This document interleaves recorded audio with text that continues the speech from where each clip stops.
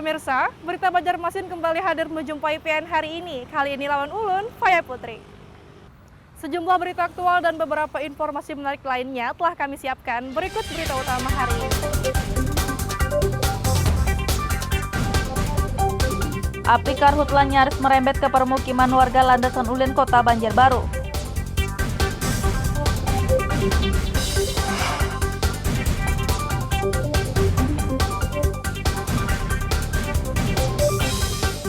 Diduga mencemari laut, pabrik minyak goreng di demo massa.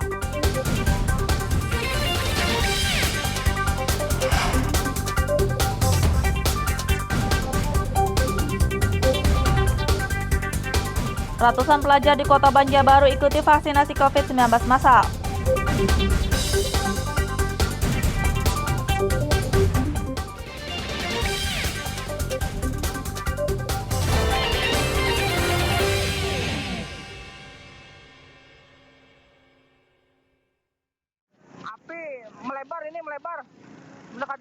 Kebakaran hutan dan lahan karhutla terjadi di Kelurahan Landasan Ulin Selatan, Kota Banjarbaru pada Selasa pagi. Kobaran api yang membakar lahan tersebut nyaris merembet ke permukiman warga. Beruntung anggota BPBD dan pemadam kebakaran cepat datang ke lokasi untuk memadamkan api. Lurah Landasan Ulin Selatan Adi Royan mengatakan, titik api atau hotspot karhutla membesar sejak pukul 10 WITA. Menurutnya, hotspot karhutla di kawasan Landasan Ulin Selatan ini sudah muncul sejak 2 hari yang lalu. Kami masih berupaya untuk memadamkan hingga saat ini dan kami berharap tidak lama lagi kami bisa padamkan dan insya Allah cuaca mendukung hari ini akan segera turun hujan. Kami harapkan akan segera kembali padam. Iya, Pak, infonya mulai kemarin sudah nih Pak, benar Pak? Ya, karhutla di Kelurahan Landasan Ulin Selatan sudah berlangsung hingga sejak 2 hari yang lalu. Jadi ini adalah hari ketiga dan kami terus berupaya untuk menanggulangi karhutla ini. Memang beberapa saat yang lalu kemarin pernah sempat padam, namun hari ini karena angin begitu keras dan cuaca begitu panas sehingga membangkitkan kembali api yang ada di lahan gambut di wilayah Kelurahan Landasan Ulin Selatan. Meski api besar yang membakar lahan sudah bisa dikuasai, anggota Damkar bersama BPBD Kota Banjarbaru masih berupaya memadamkan hotspot karhutla yang tersebar di beberapa titik. Akibat karhutla, situasi jalan raya kawasan Landasan Ulin Selatan Banjarbaru menjadi berkabut asap cukup tebal, hingga pengendara pun harus berhati-hati karena jarak pandang mulai terbatas. Dari Kota Banjarbaru, Muhammad Lutfi Darlan dan Hafiz Arrahman melaporkan.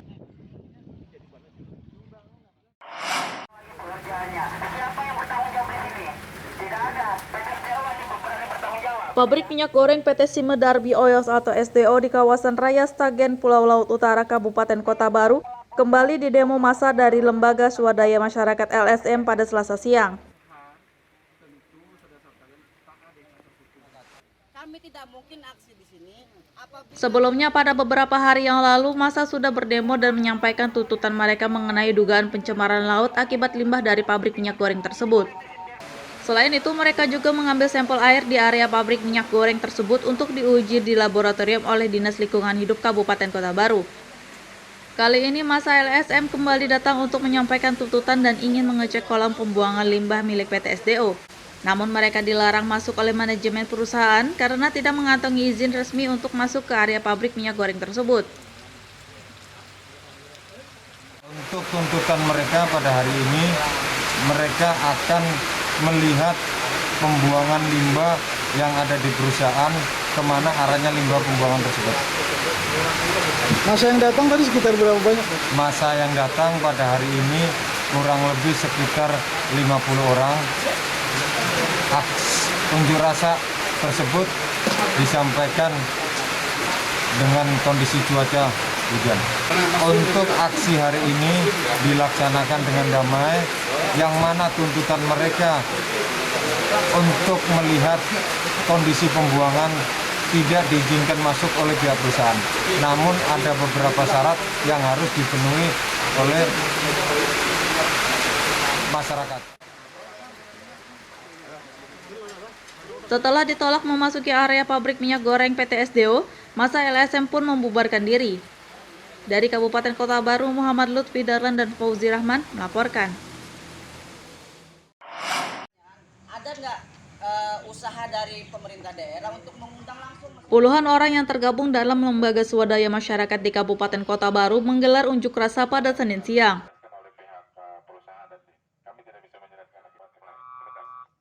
Mereka mempertanyakan mengenai kejelasan dana kompensasi ratusan miliar rupiah dari perusahaan tambang batubara PT Sebuku Group yang digelontorkan untuk pembangunan di Kabupaten Kota Baru.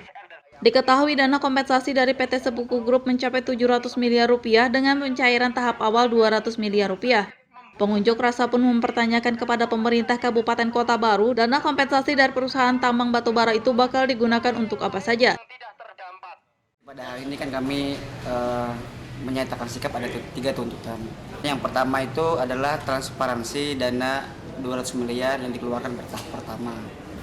Yang kedua, kami mempertanyakan masalah tim realisasi kompensasi yang sudah terjawab pada hari ini, walaupun dari awalnya itu saling lempar-melempar. Tapi kan titik temu dari closing statement akhirnya ditemukan. Siapa panitia penyusun dana kompensasi yang sebenarnya, yang mana polemik ini menjadi perbincangan di masyarakat, terutama di media sosial, via Facebook dan sebagainya. Di situ ada peletakan batu pertama yang dilakukan oleh Sekda dan Ketua DPR. Ternyata setelah diklarifikasi, disinilah menjadi titik temu. Sekda Kota Baru Said Ahmad Assegaf menyatakan, dana kompensasi itu akan digunakan untuk pembangunan rumah sakit, perkantoran, dan perbaikan jalan. Disepakati berarti kan dari tahun 2020-2021 ini berarti kan total menjadi 200 miliar. Nah itu pun tadi kita dari teman-teman LSM juga karena pelaksanaan ini kan tadi saya sampaikan bulan Juni, finalnya bulan Juni ya. Otomatis kita harus mengejar yang mana yang siap, termasuk kita salah satunya tadi rumah sakit yang diminta masyarakat ini salah satu masuk juga rumah sakit supaya rumah sakit ini bisa dioperasionalkan, yang sudah terbangun tinggal dilanjutkan. Ini prioritas bagi kita. Nah, makanya apapun yang mana tidak bisa kita biayai dengan APBD, kita bisa melaksanakan dengan dana kompensasi karena dia di dalam MOU itu Kabupaten Kota Baru, bukan lingkup kecil. Nah yang harus dipahami, tapi alhamdulillah hari ini sudah clear, sudah jelas antara kita pertemuan hari ini. Yang kita sudah kemarin pembukaan pertama itu di Golowo memang sudah ada penunjukan dari perusahaan. Mungkin itu. Ya, tentu kan kami ini kan apa ya, sebagai pihak kedua misalnya, nantinya kan mekanisme itu tetap ada di Pemda. Ketika misalnya nanti Pemda artinya kita disuruh menyiapkan di sini segala macam, maka kita yang menyiapkan nanti. Adapun nanti dari teman-teman media, kemudian wartawan termasuk itu adalah controlling gitu loh Pak. Nah, kami kan sifatnya itu hanya apa ya, menunggu decision maker atau polisi dari pemerintah daerah. Nah kemudian nanti tahapan-tahapannya itu tentu nanti ada diskusi lagi. Pengunjuk rasa berharap pemerintah Kabupaten Kota Baru menggunakan dana kompensasi itu dengan baik agar tepat sasaran dan bermanfaat bagi masyarakat. Dari Kabupaten Kota Baru, Muhammad Lutfi Darlan dan Fauzi Rahman melaporkan.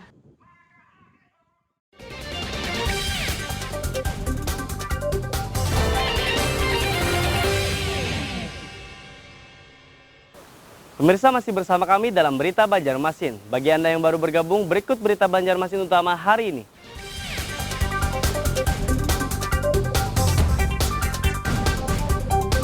Api karhutla nyaris merembet ke permukiman warga Landasan Ulen, Kota Banjarbaru.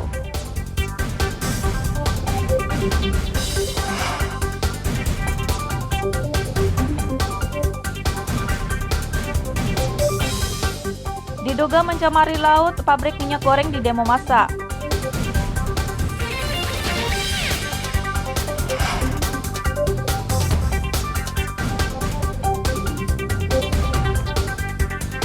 Ratusan pelajar di Kota Banjarbaru ikuti vaksinasi COVID-19 massal.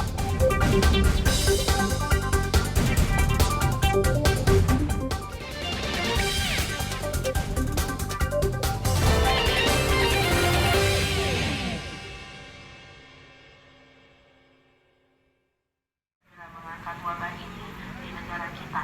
Wassalamualaikum warahmatullahi wabarakatuh. Pemberlakuan pembatasan kegiatan masyarakat PPKM di Kota Banjarmasin masih tetap bertahan di level 4 hingga 4 Oktober mendatang.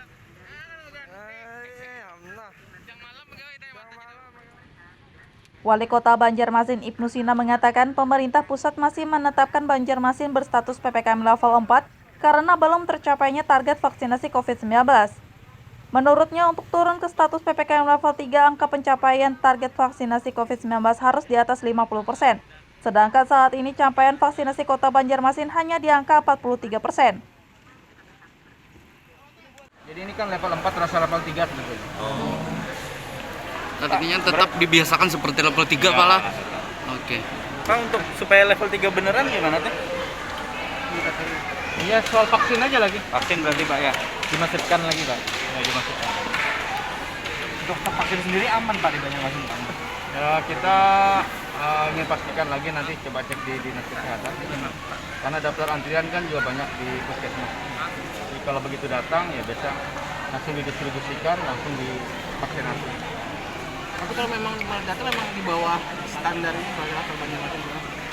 43% vaksinasi. Sementara yang diminta itu kan harus lebih dari 50%. Ibnu Sina menambahkan meski saat ini PPKM di Kota Banjarmasin tetap berstatus level 4, pihaknya akan membiasakan masyarakat dengan PPKM berstatus level 3.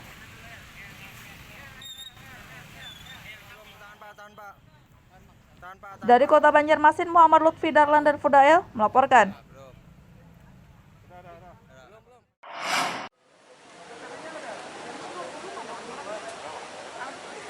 Ribuan warga dari berbagai kawasan di Kota Banjarmasin ikuti vaksinasi COVID-19 massal yang digelar oleh Polda Kalsel bersama Nawahasta alumni Akabri 1998.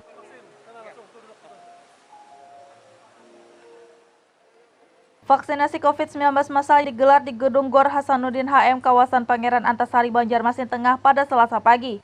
Kegiatan vaksinasi COVID-19 dosis pertama ini diikuti 2.000 warga Kota Banjarmasin dari berbagai kalangan, diantaranya pelajar, pekerja, warga umum, hingga warga lanjut usia. Kapolda Kalsel Irjen Pol Rikwanto mengatakan, vaksinasi COVID-19 massal ini digelar untuk mendukung pemerintah dalam mempercepat pemberian vaksin bagi masyarakat.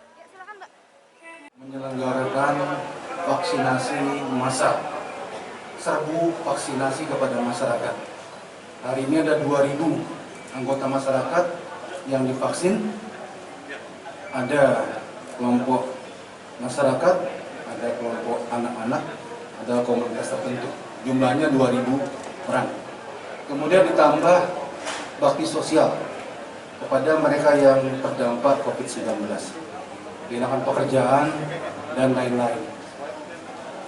Intinya adalah Akabri 98, Nawahasta pada hari ini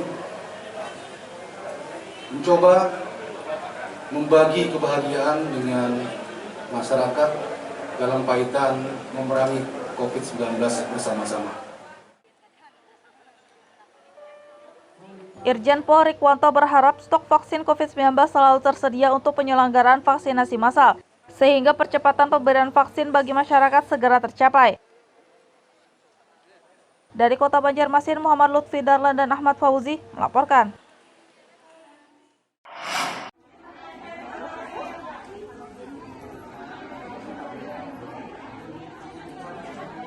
Ratusan pelajar sekolah menengah pertama SMP di Kota Banjarbaru ikuti vaksinasi COVID-19 massal yang digelar oleh Badan Intelijen Negara BIN Kalsel bersama PT Arutmin Indonesia.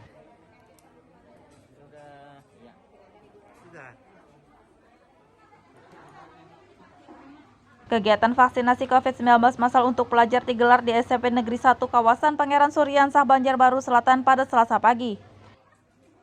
Kepala SMP Negeri 1 Banjarbaru Undi Sukarya mengatakan kegiatan vaksinasi COVID-19 dosis pertama ini diikuti 625 siswa dan siswi SMP Negeri 1 Banjarbaru. Menurutnya seluruh murid di sekolah ini berjumlah 296, namun tidak semuanya bisa disuntik vaksin karena sebagian ada yang sudah mengikuti vaksinasi di tempat lain, usia masih di bawah 12 tahun dan komorbid atau memiliki penyakit bawaan.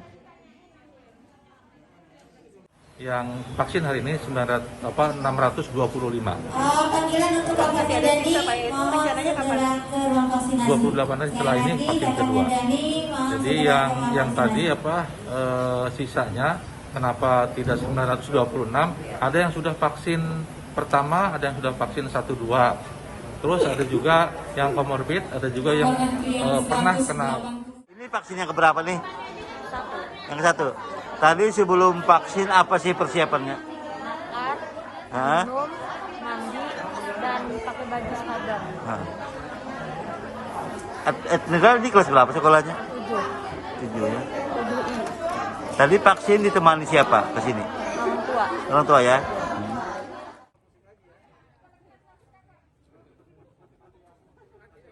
Di sisi lain, Sekretaris Daerah Kota Banjarbaru Said Abdullah menyatakan sangat berterima kasih kepada Bin Kalsel dan Arutmin Indonesia yang mendukung percepatan vaksinasi bagi para pelajar Kota Banjarbaru. Kita sudah ditarget 11.000, sekarang sudah di 3.200, sekitar 29% ya. Itu untuk target untuk pelajar kita yang umur 12 sampai 17 tahun. Kalau persiapan PTM sendiri Pak? PTM sudah siap dari kemarin, apalagi ketika ada sinyal level 3 kita sudah persiapan dan terjatuh tanggal 4 Oktober.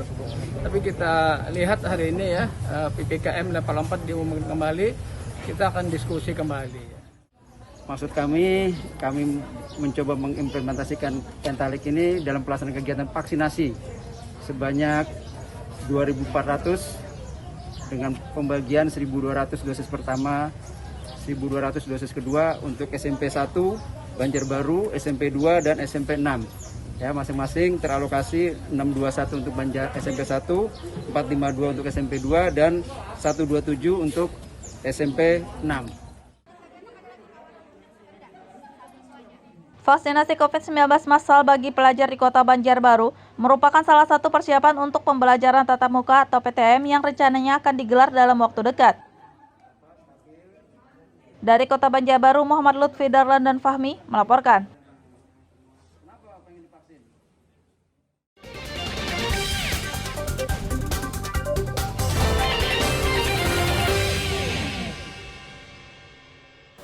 Pemirsa masih bersama kami dalam Berita Banjarmasin. Bagi Anda yang baru bergabung, berikut Berita Banjarmasin utama hari ini.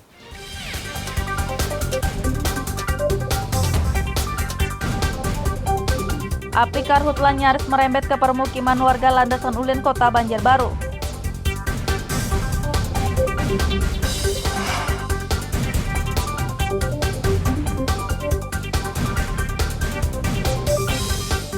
Diduga mencemari laut, pabrik minyak goreng di demo massa.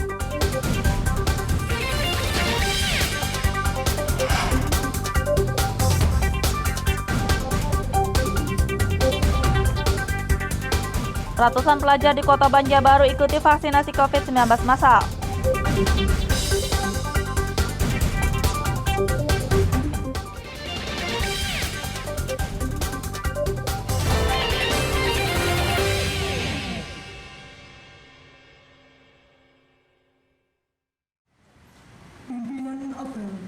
Operasi Patuh Intan tahun 2021 mulai dilaksanakan oleh Satlantas Polresta Banjarmasin, diawali dengan apel bersama di halaman Mapolresta Banjarmasin pada Senin lalu.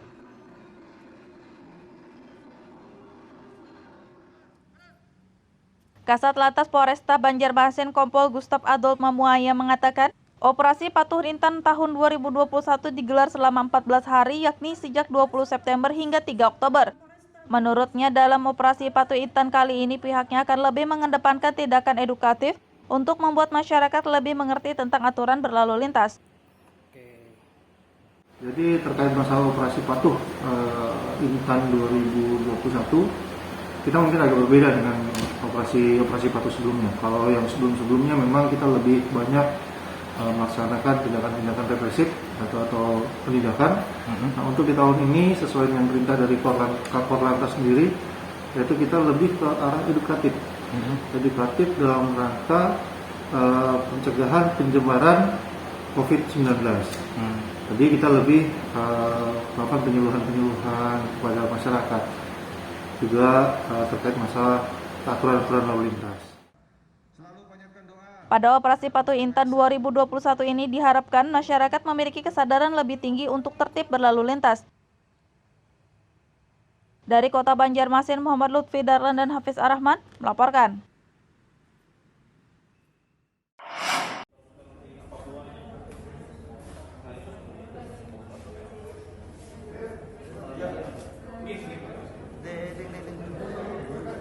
Sepuluh atlet Kota Banjarbaru akan berlaga di ajang Pekan Olahraga Nasional PON ke-20 Papua Senin lalu dilepas oleh Wali Kota Banjarbaru Aditya Mufti Arifin bersama wakilnya Wartono. 10 atlet Banjarbaru yang mewakili Provinsi Kalsel di ajang PON ke-20 Papua itu terdiri dari 5 atlet tinju, 3 atlet basket, 1 atlet gulat, dan 1 atlet karate. Wali Kota Banjarbaru Aditya Mufti Arifin berharap semua atlet Banjarbaru bisa berlaga dengan baik dan maksimal dalam mewakili Kalsel di ajang PON ke-20 Papua. Menurutnya, jika para atlet tersebut mampu menoreh prestasi dalam PON, maka pihaknya akan mempertimbangkan pemberian bonus. Kita hari ini melepas atlet Banjarbaru yang memperkuat tim Kalimantan Selatan untuk berangkat ke PON ke-20 di Papua. Mudah-mudahan semua berjalan lancar, dimudahkan, dan mudah-mudahan bisa menorehkan prestasi di PON yang ke-20 ini di Papua. Dan semoga menjadi kebanggaan Kalsel, kebanggaan Kota Banjarbaru. Di sisi lain, Sekretaris Umum KONI Kota Banjarbaru Suftiatni Dharma menargetkan 10 atlet Kota Banjarbaru meraih 3 medali emas pada ajang PON ke-20 Papua. Yang berasal dari Kota Banjarbaru itu tinju sebanyak 5 orang, kemudian pelatih 2 orang, kemudian Teneka Delegate juga dari tinju itu 1 orang diminta dari Banjarbaru, kemudian atlet basket dan pelatih itu ada 3 orang, kemudian dari gulat 1 orang, kemudian dari karate 1 orang, tambah 1 wasit sepak takraw dari Banjarbaru. Ya, nah, dari kontingen Banjarbaru ini Pak, ada target nggak Pak? Targetnya saat ini minimal untuk atlet tinju itu kita harapkan lebih dari PON yang dulu, bisa dapat perak, minimal kalau bisa emas, dan juga atlet yang berjumlah 5 orang ini minimal bisa dapat 3 lah. Kemudian gulat juga, ya kita harapkan emas. 10 atlet Kota Banjarbaru yang mewakili Kalsel pada ajang PON ke-20 Papua diberangkatkan bersama 4 pelatih, 3 pendamping dari Dispora Budpar, dan 3 pendamping dari KONI. Dari Kota Banjarbaru, Muhammad Lutfi Darlan dan Fahmi melaporkan.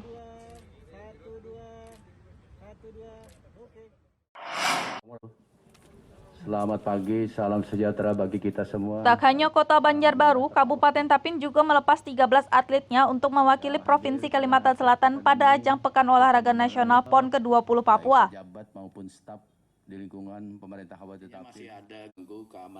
Atlet Kabupaten Tapin yang berangkat ke Papua untuk ajang PON ke-20 dilepas oleh Bupati Tapin Arifin Arpan pada Senin lalu. Arifin Arpan berpesan kepada para atlet Kabupaten Tapin untuk menjaga kesehatan dan menerapkan protokol kesehatan. Selain itu, para atlet juga dihimbau untuk bertanding secara adil, jujur, dan menjaga nama baik daerah selama berada di bumi Cendrawasih. Menurutnya, jika ada atlet yang berhasil meraih prestasi di ajang PON ke-20 Papua, maka atlet tersebut akan diberi penghargaan dan bonus. Di APA, jaga kesehatan lah, jaga protokol kesehatan, karena lain daerah, lain masalahnya. Nah, oleh karena itu, walaupun sama Indonesia, beda budayanya. Nah, oleh karena itu, jagalah ketua rombongan, para peserta ini dengan baik, supaya bisa berlaga. Yang lebih penting itu kebersamaan lah, saling tolong-menolong. Kalau ada yang sakit, dibantulah kepada rekan-rekannya. Kira-kira demikian.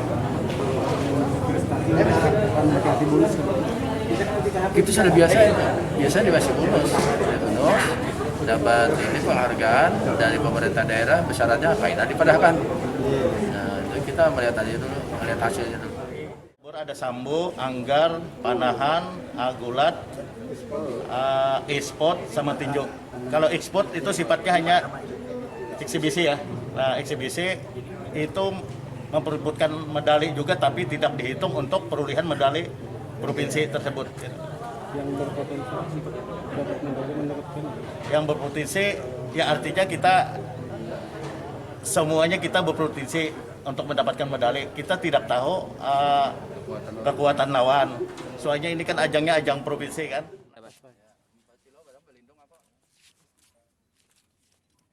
Belas atlet Kabupaten Tapin yang mewakili Kalsel pada ajang PON ke-20 Papua diberangkatkan bersama 4 pelatih dan 3 pendamping. Dari Kabupaten Tapin, Muhammad Lutfi Darlan dan Abdillah melaporkan.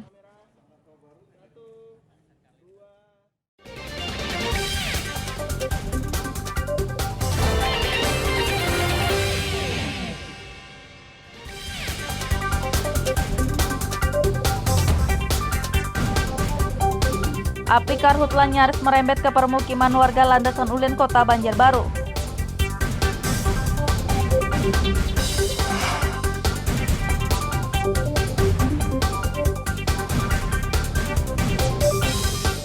Diduga mencemari laut, pabrik minyak goreng di demo massa.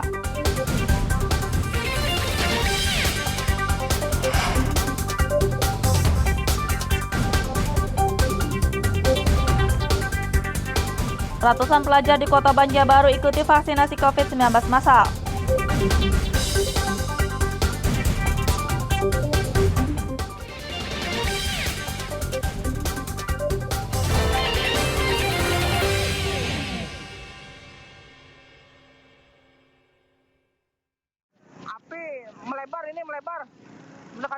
Kebakaran hutan dan lahan karhutla terjadi di Kelurahan Landasan Ulin Selatan, Kota Banjarbaru pada Selasa pagi. Kobaran api yang membakar lahan tersebut nyaris merembet ke permukiman warga. Beruntung anggota BPBD dan pemadam kebakaran cepat datang ke lokasi untuk memadamkan api. Lurah Landasan Ulin Selatan Adi Royan mengatakan, titik api atau hotspot karhutla membesar sejak pukul 10 WITA. Menurutnya, hotspot karhutla di kawasan Landasan Ulin Selatan ini sudah muncul sejak 2 hari yang lalu. Kami masih berupaya untuk memadamkan hingga saat ini dan kami berharap tidak lama lagi akan kami bisa padamkan dan insya Allah cuaca mendukung hari ini akan segera turun hujan. Kami harapkan akan segera kembali padam. Iya, Pak, infonya mulai kemarin sudah nih Pak, benar Pak? Ya, karhutla di Kelurahan Landasan Ulin Selatan sudah berlangsung hingga sejak 2 hari yang lalu. Jadi ini adalah hari ketiga dan kami terus berupaya untuk menanggulangi karhutla ini. Memang beberapa saat yang lalu kemarin pernah sempat padam, namun hari ini karena angin begitu keras dan cuaca begitu panas sehingga membangkitkan kembali api yang ada di lahan gambut di wilayah Kelurahan Landasan Ulin Selatan. Meski api besar yang membakar lahan sudah bisa dikuasai, anggota Damkar bersama BPBD Kota Banjarbaru masih berupaya memadamkan hotspot karhutla yang tersebar di beberapa titik. Akibat karhutla, situasi jalan raya kawasan Landasan Ulin Selatan Banjarbaru menjadi berkabut asap cukup tebal, hingga pengendara pun harus berhati-hati karena jarak pandang mulai terbatas. Dari Kota Banjarbaru, Muhammad Lutfi Darlan dan Hafiz Ar-Rahman melaporkan.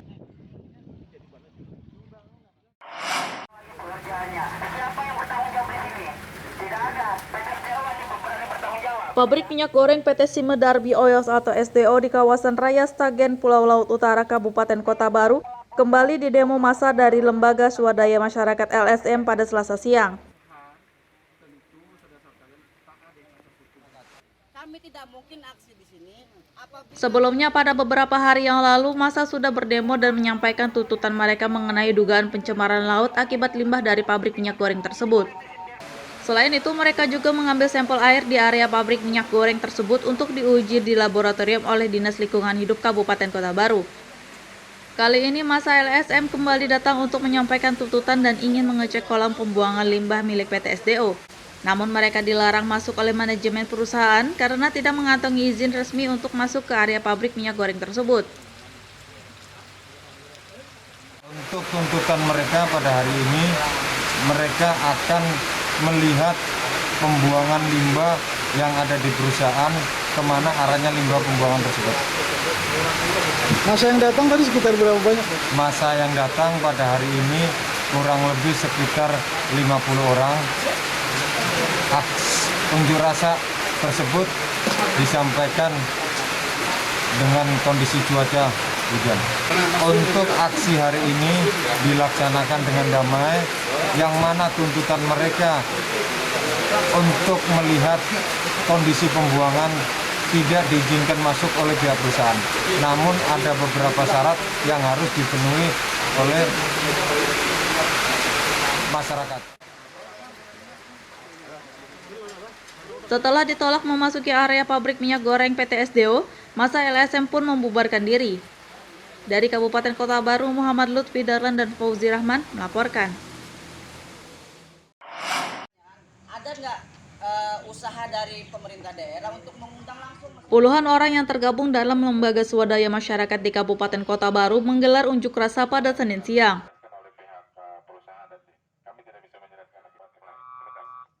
Mereka mempertanyakan mengenai kejelasan dana kompensasi ratusan miliar rupiah dari perusahaan tambang batubara PT Sebuku Group yang digelontorkan untuk pembangunan di Kabupaten Kota Baru. Diketahui dana kompensasi dari PT Sebuku Group mencapai 700 miliar rupiah dengan pencairan tahap awal 200 miliar rupiah. Pengunjuk rasa pun mempertanyakan kepada pemerintah Kabupaten Kota Baru, dana kompensasi dari perusahaan tambang batubara itu bakal digunakan untuk apa saja. Pada hari ini kan kami menyatakan sikap ada 3 tuntutan. Yang pertama itu adalah transparansi dana 200 miliar yang dikeluarkan bertahap pertama. Yang kedua kami mempertanyakan masalah tim realisasi kompensasi yang sudah terjawab pada hari ini, walaupun dari awalnya itu saling lempar-melempar. Tapi kan titik temu dari closing statement akhirnya ditemukan. Siapa panitia penyusun dana kompensasi yang sebenarnya, yang mana polemik ini menjadi perbincangan di masyarakat, terutama di media sosial, pihak Facebook dan sebagainya. Di situ ada peletakan batu pertama yang dilakukan oleh Sekda dan Ketua DPR. Ternyata setelah diklarifikasi, disinilah menjadi titik temu. Sekda Kota Baru Said Ahmad Assegaf menyatakan, dana kompensasi itu akan digunakan untuk pembangunan rumah sakit, perkantoran, dan perbaikan jalan. Disepakati berarti kan dari tahun 2020-2021 ini berarti kan total menjadi 200 miliar. Nah itu pun tadi kita dari teman-teman LSM juga karena pelaksanaan ini kan tadi saya sampaikan bulan Juni, finalnya bulan Juni ya. Otomatis kita harus mengejar yang mana yang siap, termasuk kita salah satunya tadi rumah sakit yang diminta masyarakat ini salah satu masuk juga rumah sakit supaya rumah sakit ini bisa dioperasionalkan, yang sudah terbangun tinggal dilanjutkan. Ini prioritas bagi kita. Nah, makanya apapun yang mana tidak bisa kita biayai dengan APBD, kita bisa melaksanakan dengan dana kompensasi karena dia di dalam MOU itu Kabupaten Kota Baru, bukan lingkup kecil. Nah yang harus dipahami, tapi alhamdulillah hari ini sudah clear, sudah jelas antara kita pertemuan hari ini. Yang kita sudah kemarin pembukaan pertama itu di Golowo memang sudah ada penunjukan dari perusahaan.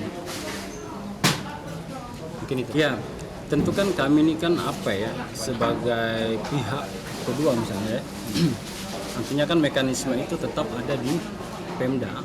Ketika misalnya nanti Pemda artinya kita disuruh menyiapkan di sini segala macam, maka kita yang menyiapkan nanti. Adapun nanti dari teman-teman media, kemudian wartawan termasuk itu adalah controlling gitu loh Pak. Nah, kami kan sifatnya itu hanya apa ya, menunggu decision maker atau polisi dari pemerintah daerah. Nah kemudian nanti tahapan-tahapannya itu tentu nanti ada diskusi lagi. Pengunjuk rasa berharap pemerintah Kabupaten Kota Baru menggunakan dana kompensasi itu dengan baik agar tepat sasaran dan bermanfaat bagi masyarakat. Dari Kabupaten Kota Baru, Muhammad Lutfi Darlan dan Fauzi Rahman melaporkan. Pemirsa, informasi tadi sekaligus menutup perjumpaan kita kali ini. Saya Zaldi Aryani beserta redaksi mengucapkan selamat beraktivitas, sampai jumpa.